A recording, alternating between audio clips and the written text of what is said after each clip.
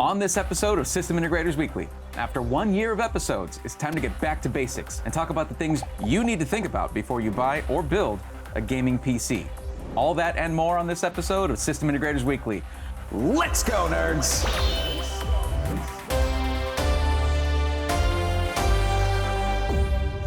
Hello everyone, I'm Thorn. Welcome to System Integrators Weekly, where we're celebrating an entire year of episodes and going from about 80 subscribers to whatever number we're at now. It's a lot of digits. It's great. It's awesome.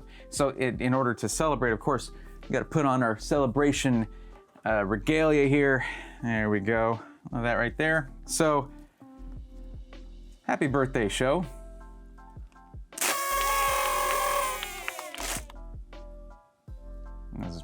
It's a bit anticlimactic.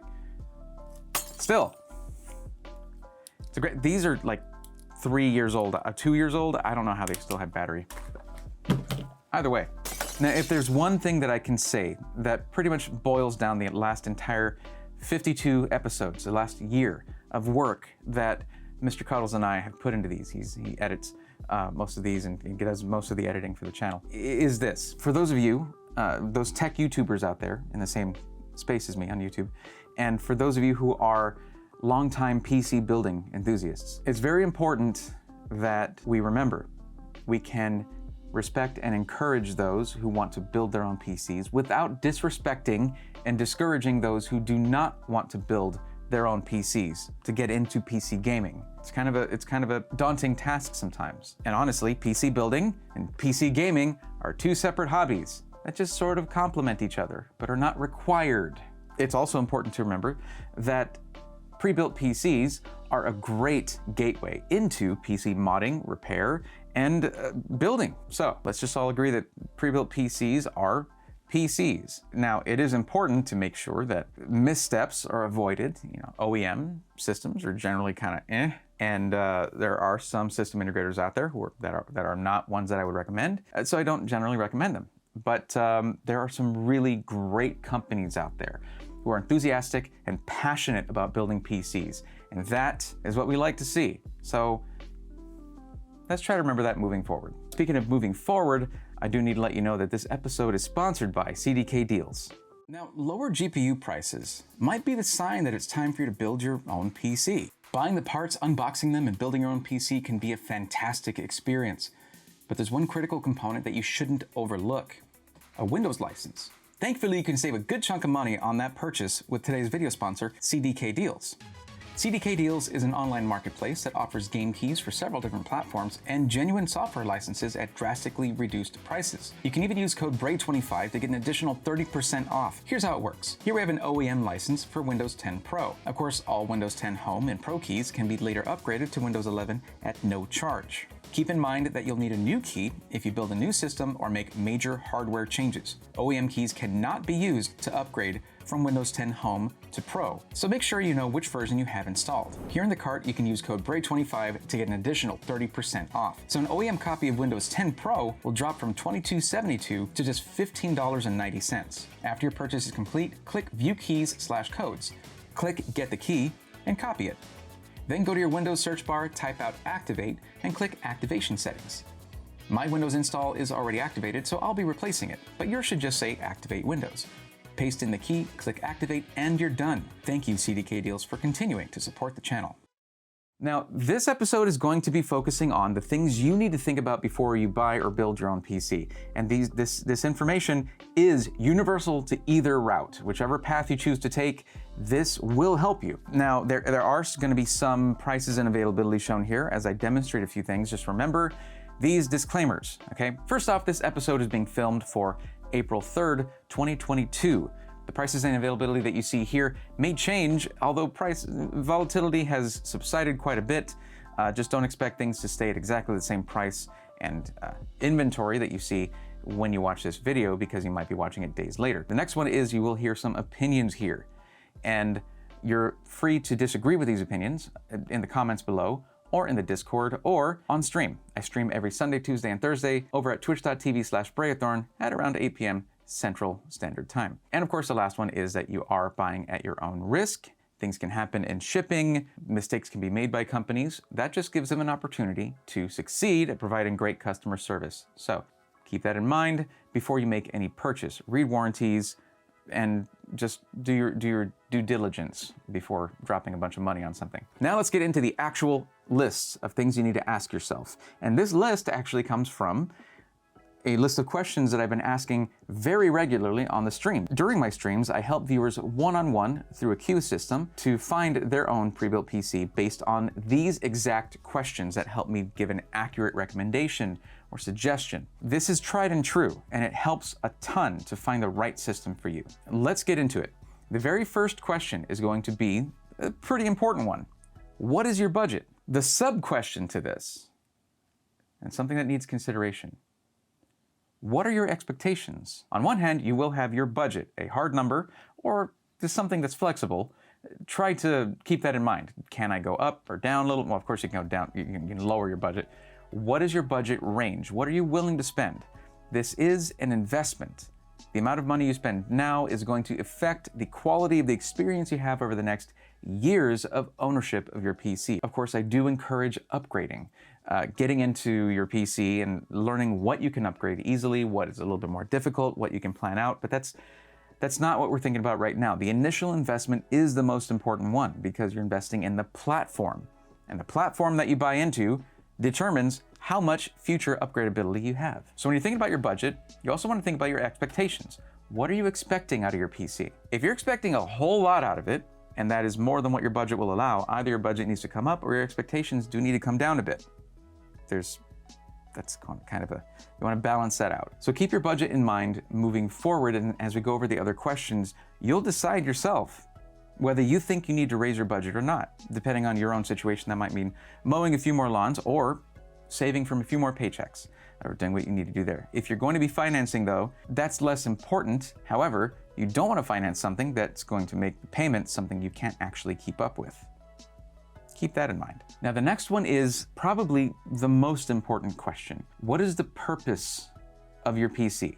What is the use case? What are you going to be doing with it? If it's just gaming, that simplifies things quite a bit. But if you're thinking to yourself, I might want to get into a little bit of streaming at some point. If you know yourself and you know that you never want to open this thing up and install upgrades, things like that, then your PC already needs to be spec'd out to do things like streaming.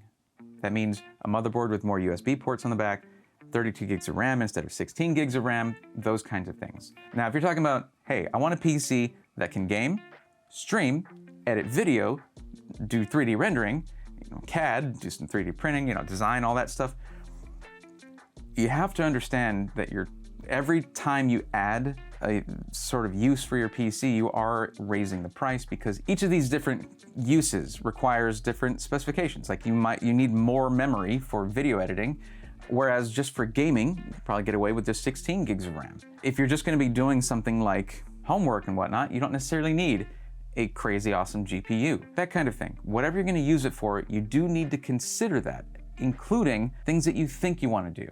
If you're doing a lot of video editing, you need a lot of RAM. The speed isn't as important as the capacity, though it can still be important. But if you're going into Photoshop and photo editing, you need RAM that is high capacity and fast. Plus, CPU cores, things like that. You don't need to have something like a 12900K. Very few people need a 12900K and a 3090. So yeah, it's going to change the nature of the system that you get.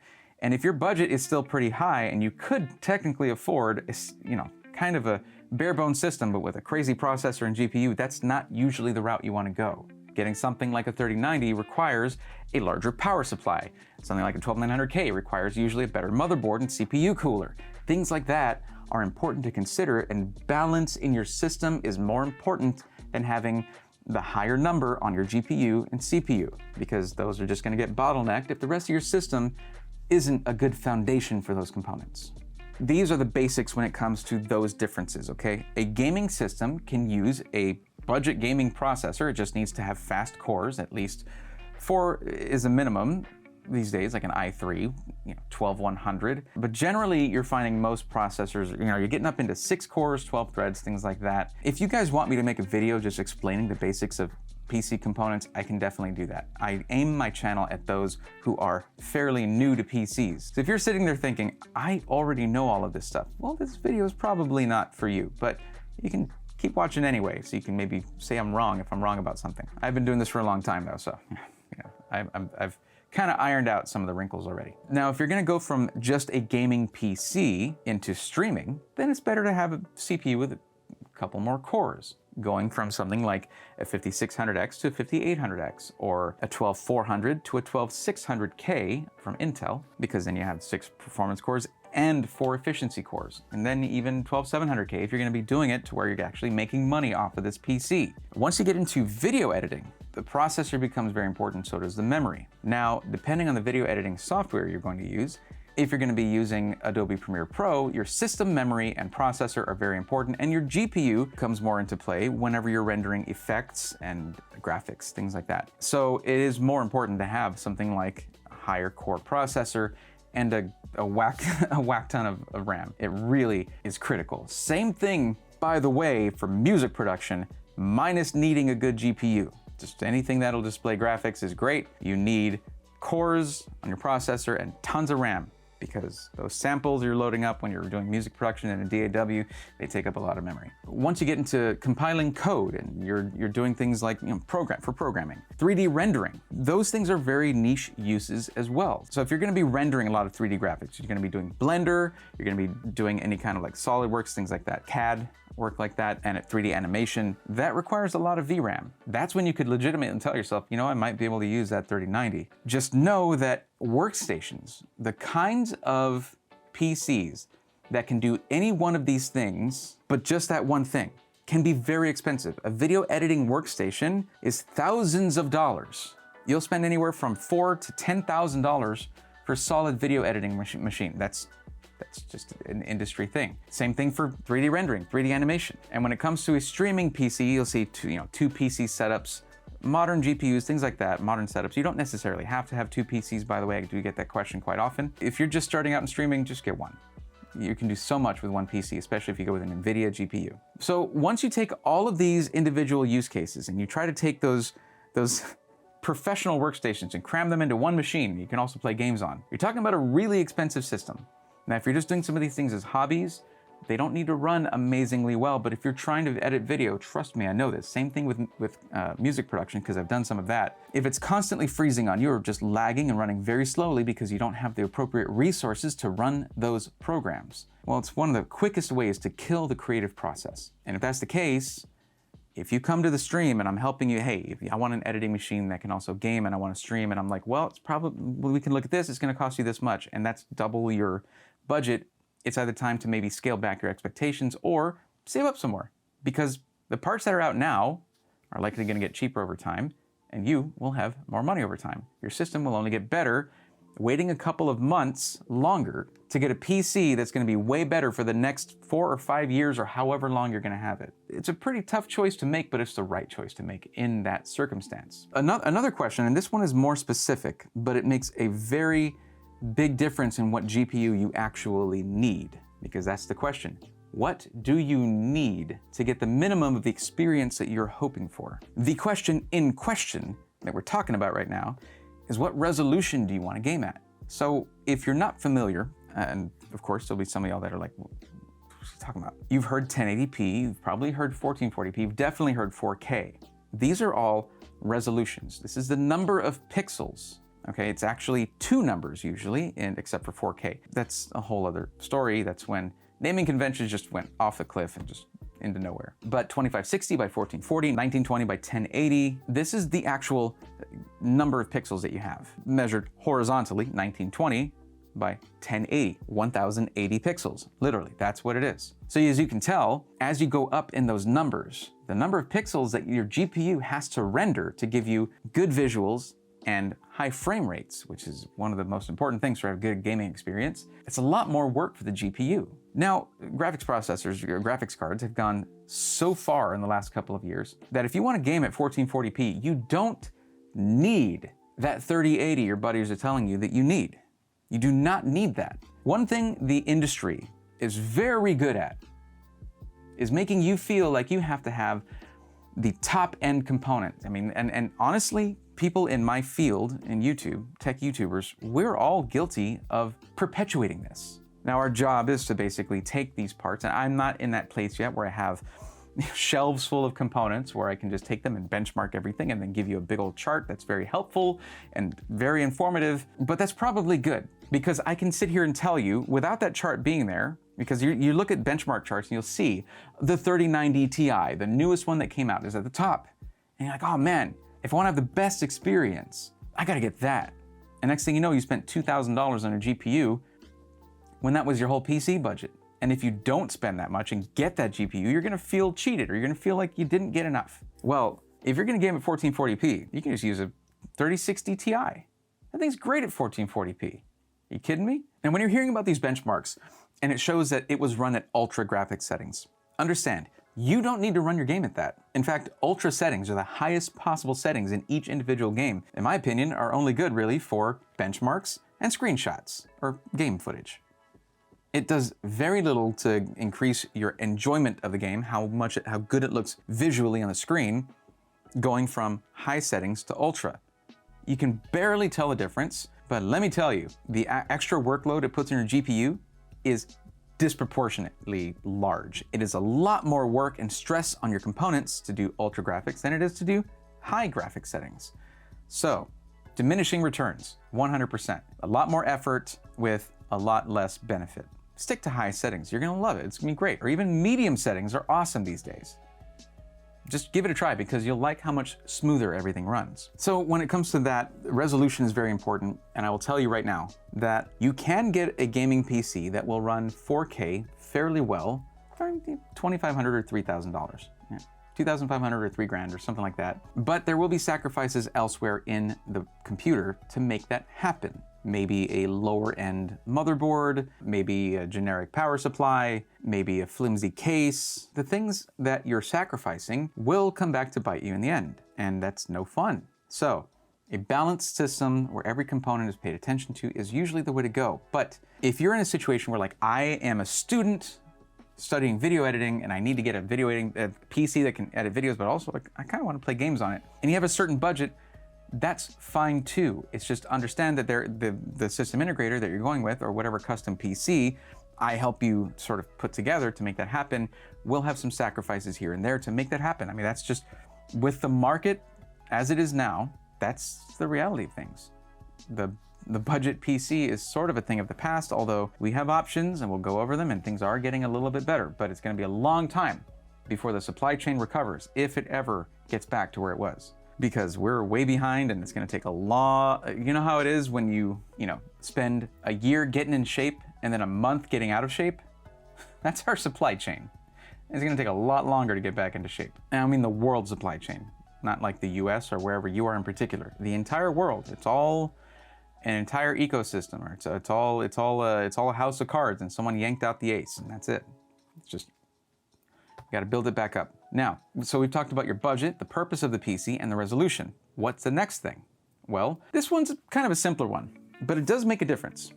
How long, once you've placed your order, if you're getting one built for you anyway, how long can you wait for it?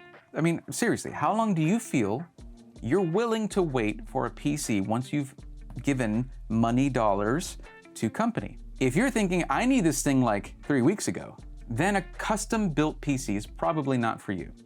And you need to look at something that's ready to ship. iBuyPower, CyberPower PC, some of the boutique system integrators that I like to cover will sometimes have ready to ship systems. It's just a bit unpredictable. It's whatever they choose, whatever they've got there, whatever they want to throw together, bam, that's for more boutique builders or smaller system integrators. For larger system integrators, you'll notice, if you watch my earlier videos, yes, there are 51 other videos of this series where I'm spending more time actually showing you PCs. We will show you a couple builds, stay till the end, because that's sort of central to what we're doing here. I'm gonna demonstrate. After showing you all of these things and talking about them, I'm going to put it into action. So, stay tuned. So once you've placed your order, if you feel like you can wait a month or two for your system, you're in a better place to where you can get a system custom built for you. Some only take a couple of weeks, some only take 3 weeks. Some take maybe 4 weeks. Some companies can take about 2 months. It is different for each system integrator. And finding out what that is, how long that wait can be, is something I'm working on myself for you guys. But the better ones, and the ones that I like to go with, are the ones that will give you an idea. They'll let you know, or they'll give you an avenue to where you can keep track of things, like a Discord server, something like that. That can be really helpful. Knowing that, like, hey, we're expecting it in 3 weeks feels a lot better than, we don't know, sometime this millennium. Not helpful. So that's something to consider, because that can determine what company that I suggest for you or that you decide to go with. Now we're getting into more of the details, okay? That's one of these details. Like, how long can you wait? You got to consider the aesthetics. What kind of color of case do you want to go with? What the enclosure for your PC is pretty important. There are smaller ones and larger ones. You get a smaller one, you might not be able to fit certain components. You get a larger one, you might not be able to fit the PC where you want it to go. And that's not the floor, by the way. Wherever it's going to go, it's not the floor. On a little shelf, a little side table, on your desk, anywhere but the floor, please. It's just not good. It's not good for your PC. Keeping it clean is a huge task. It's difficult. You might kick it, and it's just, you're paying so much for this thing. Display it proudly. And then there's even the aesthetics of it, the color of it. Do you want a lot of glass? Maybe go for an O11 dynamic XL like this one, or a smaller one. If you're wanting to get just as much RGB as possible, as many lights as possible, cool. That's fine. My mascot is named RGB. Look, RGB, that's my mascot right there. I'm with it. I'm down with that, obviously. Or maybe you want, there is a pretty big difference between getting a system that is black, like a black case, black motherboard, all that, or trying to go for a white build. That's tough, but doable. I think they call it white tax. You take two components and they're the exact same specs from the same manufacturer. One of them is a black colorway, one of them is a white colorway. The white one will usually cost a little bit more. And if it's an RG Strix card, it'll cost a lot more. It's a supply and demand thing. Another thing is to think about your own setup at home. Are you going to need wireless internet? Or do you have your internet router very close to where your PC is going to be? Or can you run a long Ethernet cable? Ethernet is just a cable you use to get a physical connection to your internet, from your internet to your PC. You can get a 100-foot Cat6 Ethernet cable from Amazon for like $19. A high quality one with the clips that you can put in the wall to keep it on the wall, over door frames, things like that, out of sight, so no one gets mad at you. And so you don't trip over it or step on it. Don't do either.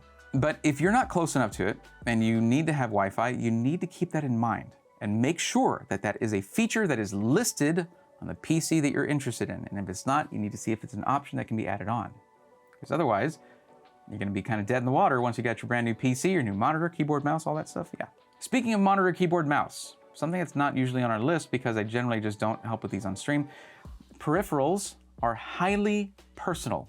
Your personal ergonomics, how your hand fits around things, what feels comfortable for you may not feel comfortable for someone else. What feels comfortable for me, like this physically split keyboard, you might hate it, but it helps my wrists and it helps with ergonomics. I really like it. But there's so many peripherals out there. Headsets, the keyboard, mice, monitors, personal preferences make it really difficult for me to make any suggestions on those or recommendations. Also the fact that I don't get sent those things.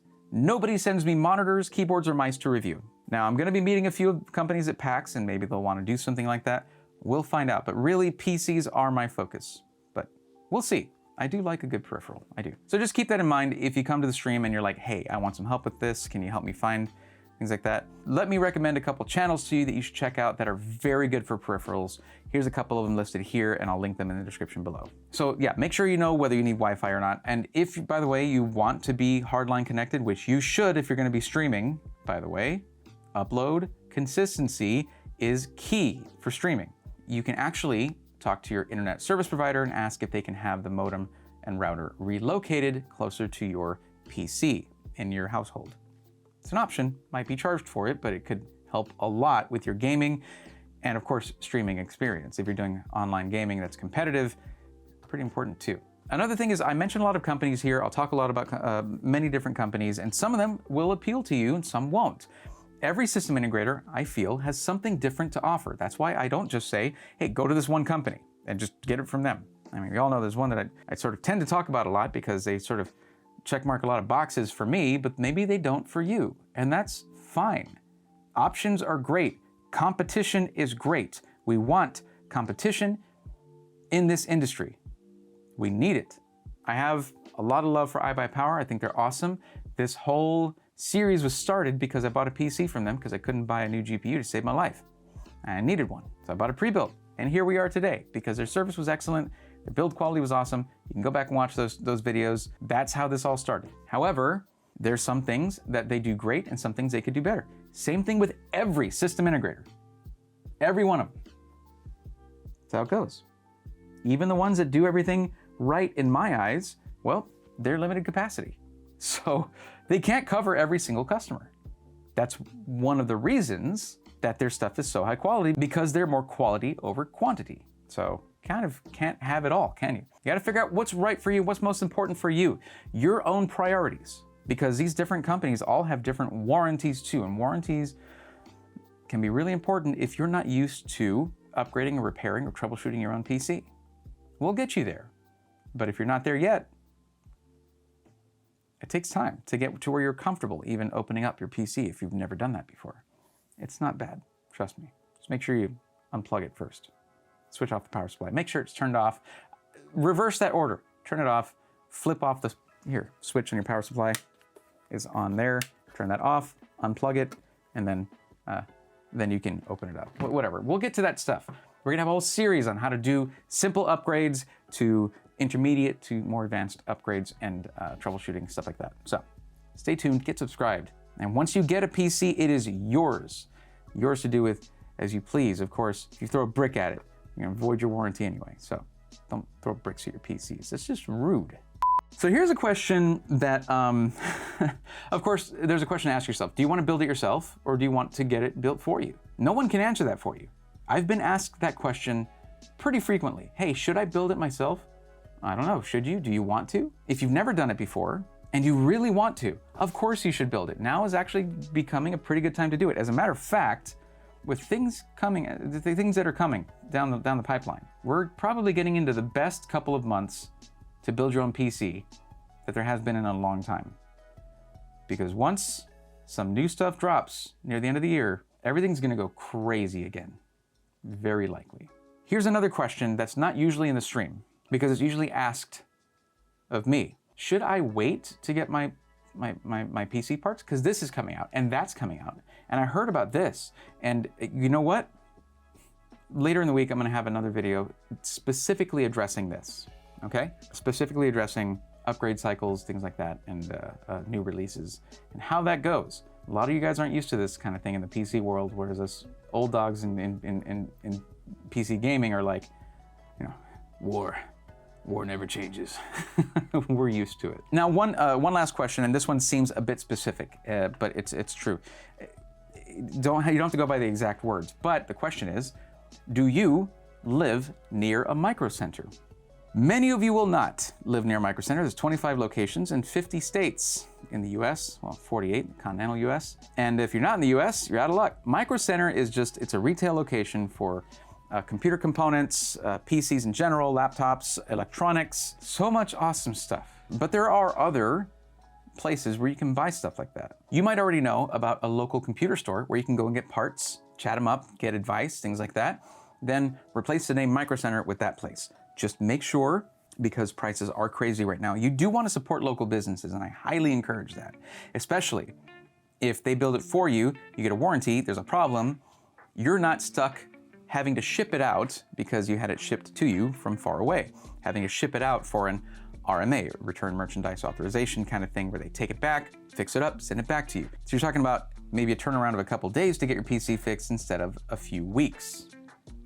That can make a big difference. But if you have never heard of Micro Center and you go into your Google Maps and or go to Google and search up Micro Center City State, and you find that there's one near you, I really suggest going there instead of ordering from any system integrator, because you can just take your PC there if it has problems. That's whether you build it yourself or you have them build it for you, which they do. The thing with Micro Center is they don't ship their parts, they keep them in the stores, in store only for things like GPUs, CPUs, things like that. So that's why they actually have inventory. We can complain about it all we want, but that's why they have inventory, because they don't ship GPUs and things like that. It's in store only. They really need to get more locations. I mean, there's like 4 in New York State. There's 2 in Texas, and I live in Texas, and I'm still 4 hours away from one.